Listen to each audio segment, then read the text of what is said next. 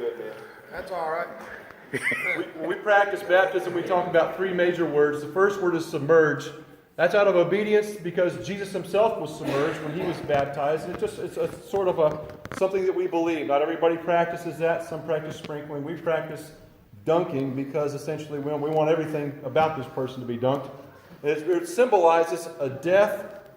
We identify ourselves with the death of Jesus Christ, and when we come up out of the water, that's a representative of identifying ourselves with a new life that Jesus is now alive in us. So we practice submersion, and so submerge is a big word for us.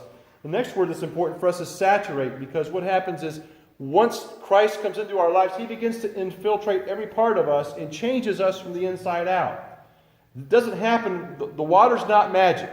This is going to be a lifelong process for Daryl and for me and for all of us to walk out our faith, and it happens more and more as Jesus becomes part of our heart and fills us along the way. We become more and more Christ-like.